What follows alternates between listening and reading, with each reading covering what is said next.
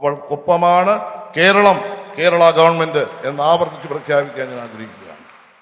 ആക്രമണത്തിൽ 2 കാലുകളും നഷ്ടമായിട്ടും പോരാട്ടം നിർത്താതെ തുടരുന്ന ലിസ ചലാന്റെ കൂടെ അന്ന് ഈ വേദിയിൽ തലയുയർത്തി നിന്നത് പോരാട്ടത്തിൻ്റെ പ്രതീകമായ മലയാളത്തിൻ്റെ ഒരു പ്രിയപ്പെട്ട നടി ഉണ്ടായിരുന്നു എന്നത് പ്രത്യേകം ഞാൻ ഓർക്കാൻ ആഗ്രഹിക്കുകയാണ്.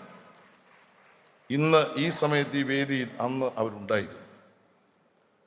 എന്നും എപ്പോഴും അവൾക്കൊപ്പമാണ് IFFK എന്ന് ഊന്നിപ്പറയുന്ന ഉറച്ച നിലപാടിന്റെ പ്രതീകമായിരുന്നു അന്നത്തെ ആ സാന്നിധ്യം.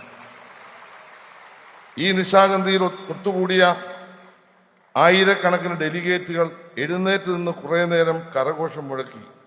അവർ പ്രഖ്യാപിച്ചു, അവൾക്കൊപ്പമാണ് ഞങ്ങൾ എന്ന് ആവർത്തിച്ച് പ്രഖ്യാപിച്ചു. പെൺപോരാട്ടങ്ങൾക്ക് കേരളത്തിലെ ഏറ്റവും പ്രചോദനകരമായ മാതൃകയായാണ് മലയാളത്തിൻ്റെ പ്രിയ നടിയെ IFFK കാണുന്നത് എന്ന യാഥാർത്ഥ്യത്തിന് ശക്തമായ അടിവരയിടുകയായിരുന്നു അന്ന് ആ വേദി. ഇന്ന് വീണ്ടും ഞാൻ ഈ വേദിയിൽ പ്രഖ്യാപിക്കുന്നു, അവരുടെ അസാന്നിധ്യത്തിൽ അവൾക്കൊപ്പമാണ് കേരളം, കേരള ഗവൺമെന്റ് എന്ന് ആവർത്തിച്ച് പ്രഖ്യാപിക്കാൻ ഞാൻ ആഗ്രഹിക്കുന്നു.